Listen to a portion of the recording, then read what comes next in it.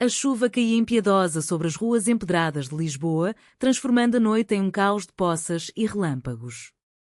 Padre Manuel, com o rosto contorcido pela fúria, abriu a porta da igreja antiga e empurrou sua filha Ana para fora, gritando que ela era uma pecadora irredimível. Aos 17 anos, Ana tropeçou na calçada molhada, seus olhos cheios de lágrimas misturando-se à água do céu, enquanto a porta se fechava atrás dela para sempre, ou assim ele pensou. Ana ficou ali, encharcada e tremendo, o coração partido não só pela rejeição do pai, mas pela confissão que havia feito momentos antes, sua atração por Sofia, a jovem professora de arte da paróquia.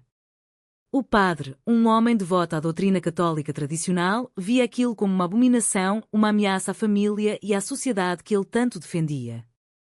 Ele havia descoberto cartas escondidas no quarto dela, palavras de amor trocadas em segredo, e em um surto de raiva, decidiu que a expulsão era o único remédio para purificar sua casa. Ana, com as roupas coladas ao corpo, não tinha para onde ir. Sua mãe, submissa e temerosa, assistira à cena em silêncio, as mãos cruzadas em oração, sem ousar interferir. Enquanto caminhava pelas ruas desertas, o frio penetrando até os ossos, Ana repensava cada momento que a levara até ali. Ela e Sofia se conheceram na igreja, durante as aulas de catequese que Sofia ministrava voluntariamente. Sofia, com 20 anos na época, era uma visão de liberdade, cabelos pretos curtos, olhos escuros cheios de curiosidade e uma forma de falar que desafiava as normas rígidas do ambiente religioso. Elas começaram com conversas inocentes sobre arte e fé, mas logo o afeto se transformou em algo mais profundo. Um beijo roubado atrás do altar, um toque de mãos durante uma missa e, de repente, Ana se via questionando tudo o que aprendera sobre o amor. Mas em uma sociedade portuguesa ainda marcada por conservadorismo, especialmente em bairros tradicionais como Alfama, onde a igreja era o centro da vida comunitária, tal relacionamento era visto como um escândalo. Ana encontrou refúgio temporário na casa de uma tia distante, em Sintra, uma mulher viúva que, embora não a aprovasse, não a deixou na rua. Lá, ela passou noites insones, debatendo internamente o conflito entre sua identidade e as expectativas familiares. Sou eu a errada? Perguntava-se, revivendo as palavras do pai. O diabo te possuiu, Ana. Isso não é amor, é pecado. A pressão social era sufocante, amigos da escola evitavam, rumores espalhavam como fogo e até Sofia, pressionada pela comunidade, hesitava em contatá-la abertamente. Sofia enviava mensagens codificadas, expressando amor, mas também medo. Não podemos nos pôr assim, Ana. Minha família depende da igreja para sobreviver. Os meses seguintes foram um turbilhão de decisões difíceis. Ana decidiu deixar Lisboa, mudando-se para Porto, onde encontrou um emprego em uma cafeteria e começou a estudar design gráfico à noite. A distância ajudou a reconstruir sua autoestima, mas o trauma da rejeição paterna a perseguia. Ela se juntou a um grupo de apoio para jovens LGBT, onde ouviu histórias semelhantes. Pais que deserdavam filhos, comunidades que ostracizavam e a luta constante contra o preconceito enraizado na cultura católica portuguesa. Lá, ela aprendeu sobre resiliência, mas também sobre a raiva que fermentava dentro dela. Por que eu devo me esconder? Questionava em reuniões, lágrimas nos olhos. Meu amor por Sofia é tão válido quanto qualquer outro. Enquanto isso, em Lisboa, Padre Manuel lidava com as consequências de sua ação impulsiva. A paróquia murmurava sobre o incidente. Alguns fiéis o apoiavam, citando passagens bíblicas, mas outros, mais progressistas, questionavam sua rigidez. Sua esposa, Maria, sofria em silêncio, visitando Ana secretamente e enviando dinheiro, dividida entre lealdade ao marido e amor pela filha.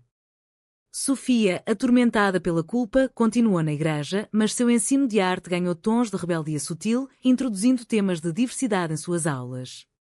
Ela e Ana mantinham contato esporádico, trocando cartas que falavam de saudade e esperança, mas a distância física criava rachaduras emocionais. Ana, agora com 18 anos, enfrentava dilemas éticos profundos. Deveria perdoar o pai? Ou confrontá-lo? Em uma noite chuvosa semelhante àquela fatídica, ela recebeu uma ligação de Sofia. Seu pai está doente, Ana. A igreja está caindo aos pedaços, literalmente. Ele precisa de ajuda, mas orgulho o impede de pedir. Aquelas palavras reacenderam um conflito interno. A filha rejeitada poderia ignorar o chamado, deixando o pai colher o que plantou, ou retornar e enfrentar o passado? A decisão pesava como chumbo, sabendo que qualquer escolha traria dor e transformação. No grupo de apoio, Ana debateu com amigos. Voltar seria trair mim mesma? Ou é uma chance de mostrar que amor não destrói, mas constrói? As opiniões divergiam, alguns viam como fraqueza, outros como força. Ela optou por refletir, mas o destino interveio quando soube que a igreja, uma construção centenária, sofria com infiltrações e falta de fundos para reparos. Padre Manuel, enfraquecido por uma doença cardíaca, lutava para manter a paróquia unida, mas o escândalo familiar o isolara de doadores potenciais. Ana, com suas habilidades em design, começou a imaginar maneiras de ajudar anonimamente, mas o orgulho a impedia.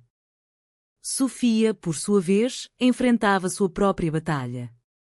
Como professora, ela via jovens questionando normas sexuais, inspirados por movimentos globais como o orgulho LGBT em Lisboa.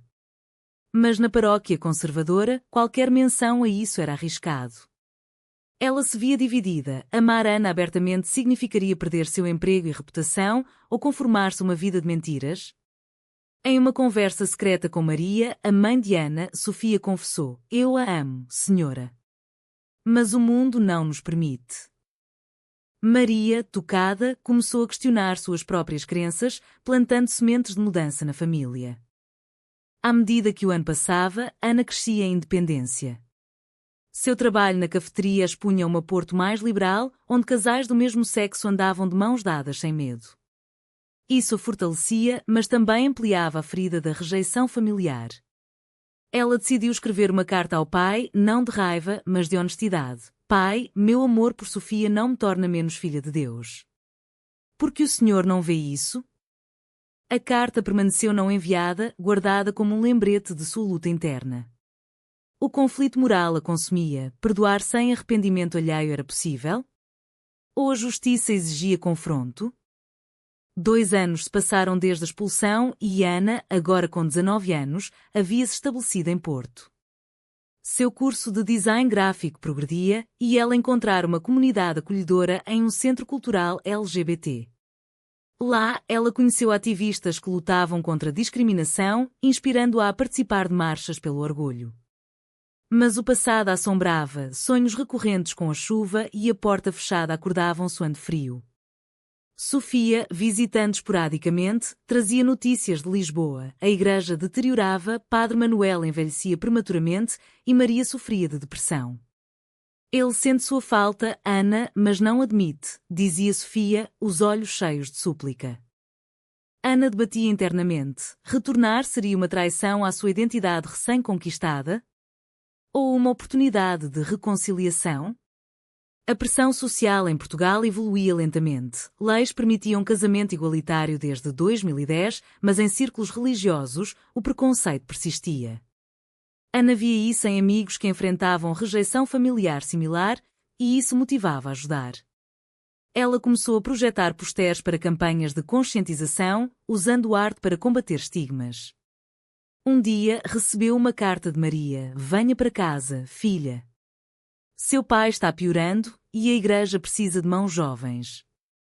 O dilema ético se intensificava. Ignorar o pedido seria vingança ou autocuidado? Sofia, ainda em Lisboa, enfrentava conflitos próprios. Como professora, ela via alunos questionando doutrinas, mas o padre a advertia contra ideias modernas. Seu amor por Ana impulsionava a desafiar, mas o medo de perder tudo a paralisava. Em uma reunião paroquial, ela defendeu sutilmente a inclusão, citando o Papa Francisco: "Quem sou eu para julgar?" Isso gerou murmúrios, e Padre Manuel a confrontou em particular: "Você é a causa da queda de minha filha. Saia daqui se não se arrepende." Sofia, ferida, chorou sozinha, questionando se o amor valia o preço. Ela ligou para Ana: "Estou cansada de esconder, mas sem você, o que resta?" Ana decidiu visitar Lisboa secretamente. Chegando à igreja, viu o prédio decadente, telhado furado, paredes rachadas, fiéis escassos. Espiando pela janela, observou o pai pregando com voz fraca, olhos vazios. O confronto interno dilacerava, ele merecia ajuda após o que fez? Mas vendo Maria, envelhecida pelo sofrimento, Ana sentiu compaixão. Ela se escondeu, mas Sofia encontrou. Você veio. Vamos falar com ele juntas. Ana hesitou, o coração acelerado. E se ele nos rejeitar de novo? Naquela noite, em um café próximo, Ana e Sofia reconectaram profundamente. Conversas sobre sonhos interrompidos, medos compartilhados e o amor que resistira à distância. Mas a realidade as atingiu quando um paroquiano as viu juntas, espalhando boatos. Padre Manuel soube e, enfurecido, chamou Maria. Aquela pecadora voltou para corromper mais almas. Maria, pela primeira vez, rebateu. Ela é nossa filha, Manuel. Seu orgulho está destruindo tudo. O conflito familiar escalava, forçando escolhas. Manuel escolheria doutrina ou família? Ana, incentivada por Sofia, planejou uma abordagem. Ela usaria suas habilidades em design para propor um projeto de restauração da igreja, anonimamente no início. Mas o destino interveio. Uma tempestade danificou ainda mais o prédio, forçando fechamento temporário. Padre Manuel, hospitalizado por estresse, refletiu em solidão. Memórias de Ana criança, rindo na sacristia, o atormentavam. Fui eu o pecador? Questionava-se, o orgulho rachando. Maria o visitou, chame-a de volta. É hora de curar. Enquanto isso, Ana enfrentava traição inesperada. Um amigo do grupo de apoio, invejoso de sua resiliência, vazou sua história para um jornal local, expondo o escândalo. Filha de padre expulsa por ser lésbica, a manchete viralizou, trazendo escrutínio à paróquia. Fiéis divididos, conservadores apoiavam Manuel, progressistas exigiam mudança. Ana, humilhada, debateu fugir novamente, mas Sofia convenceu, enfrente isso. Mostre que não somos monstros. O dano emocional era profundo, Ana questionava lealdades, sentindo-se traída por quem devia apoiá-la. No hospital, Manuel leu o artigo, lágrimas escorrendo. Pela primeira vez, viu o impacto de suas ações, não só em Ana, mas na comunidade. Ele chamou Maria, traga-a aqui. Preciso pedir perdão. Mas o orgulho ainda lutava, seria sincero ou manipulação? Ana, informada, debateu com Sofia, e se for uma armadilha? Ele me expulsou uma vez. Sofia, otimista, respondeu, mudança começa com risco. Ana concordou, mas o medo a consumia. A reunião no hospital foi tensa. Manuel, fraco na cama, olhou para Ana. Filha, eu errei. O medo me cegou. Ana, chorando, rebateu. Medo? Foi ódio, pai. Você me jogou na rua como lixo. Sofia, ao lado, segurou sua mão, simbolizando união. Manuel viu o amor delas pela primeira vez, não como pecado, mas como afeto genuíno. Eu não entendo, mas vejo sua dor. Perdoe-me? O momento era pivotal. Ana escolheria perdão ou exigiria mais? O debate se estendeu horas, revelando camadas de conflito. Manuel admitiu preconceitos enraizados na educação rígida, mas questionou: a Bíblia condena isso. Como conciliar? Ana argumentou com lógica: a Bíblia fala de amor. Porque o meu é diferente. Sofia adicionou perspectivas sociais. Portugal mudou, a Igreja deve evoluir ou perecer. Manuel, tocado, prometeu refletir.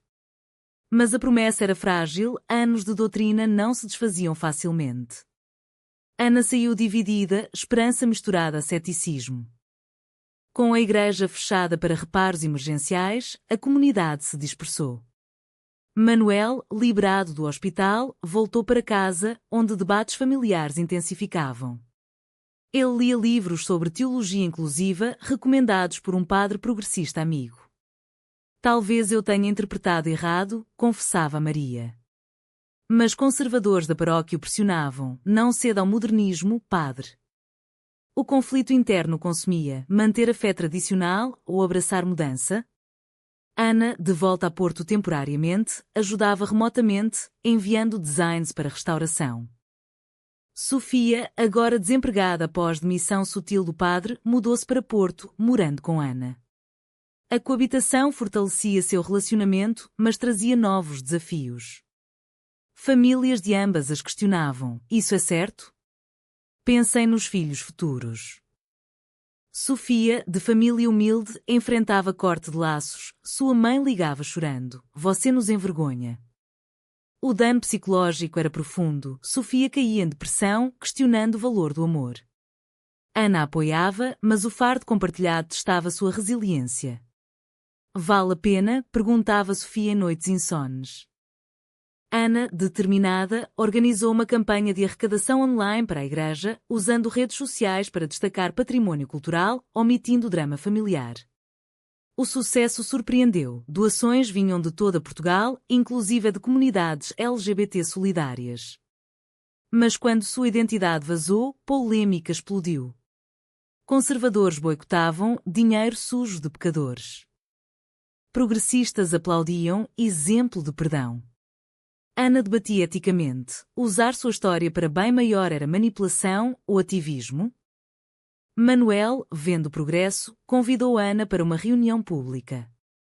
Ajuda a reconstruir, filha. Mostre que família prevalece. Ana aceitou, mas com condições: inclusão de temas LGBT em eventos paroquiais. Manuel hesitou: isso dividiria a comunidade.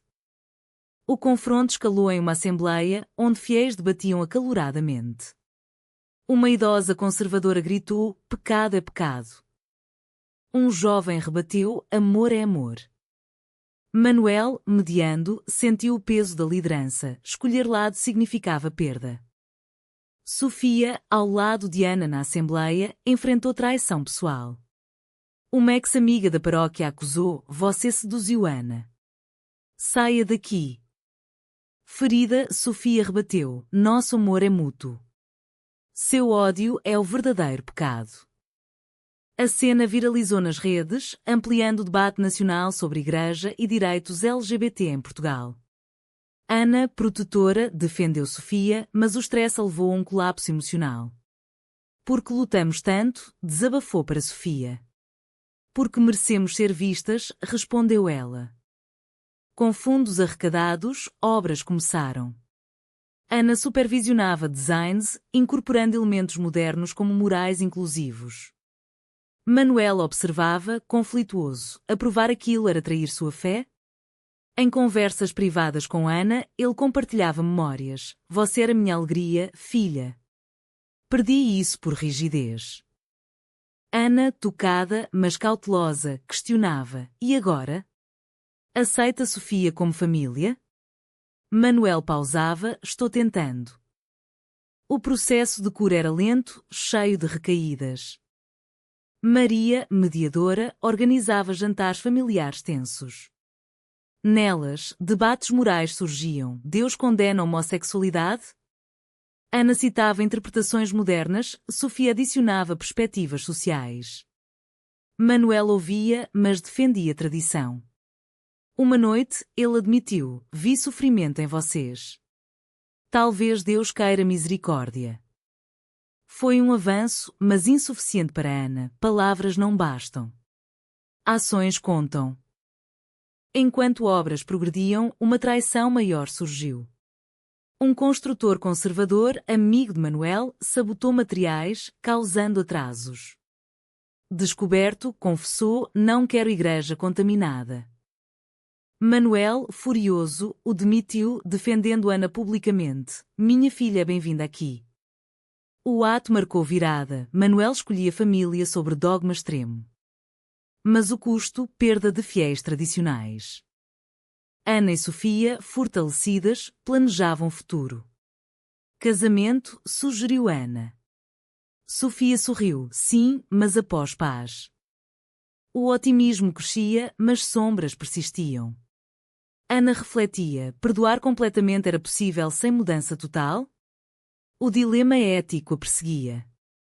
A reconstrução avançava, mas tensões sociais escalavam.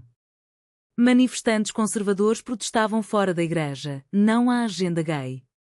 Policiais intervinham, mas mídia cobria, polarizando opiniões. Ana, agora figura pública involuntária, recebia ameaças online, testando sua determinação. Vale o risco? Questionava Sofia, preocupada. Ana respondia, sim, por nós e por outros. O sacrifício pessoal era imenso, privacidade perdida, saúde mental abalada. Manuel, defendendo o projeto, pregava sobre perdão, como Cristo perdoou, devemos nós.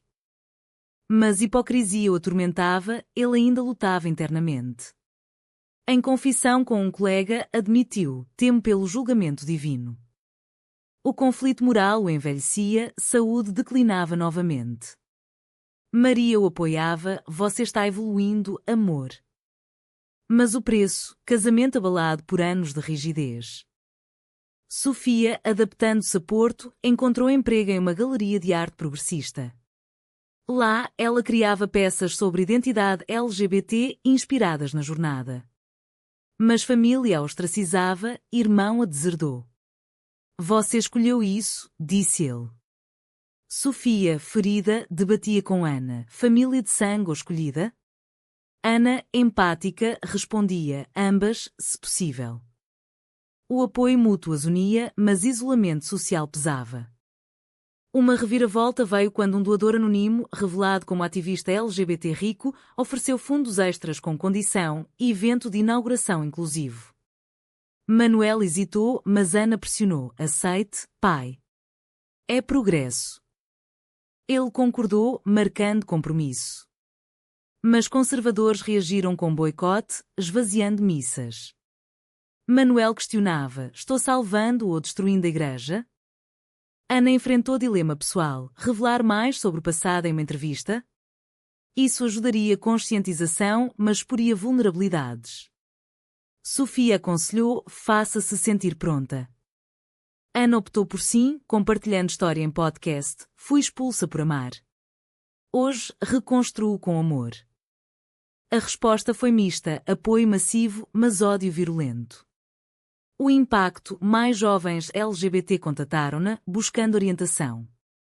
No canteiro de obras, Ana e Manuel colaboravam. Ele admirava sua criatividade. Você tem talento, filha. Momentos assim curavam feridas, mas discussões surgiam. Por que demorou tanto para ver? Perguntava Ana. Manuel respondia, medo do desconhecido. A honestidade construía pontes, mas rachaduras permaneciam. Sofia, contribuindo com morais, retratava a diversidade. Um fiel conservador vandalizou, pecado. Polícia investigou, mas dano emocional abalou Sofia. Porque tanto ódio, chorava. Ana a consolava, porque mudamos o status quo. O incidente uniu família. Manuel condenou publicamente, ganhando respeito progressista. Com a inauguração próxima, tensões culminavam. Manuel planejava discurso, pedir perdão coletivo. Mas dúvida o assaltava, era genuíno?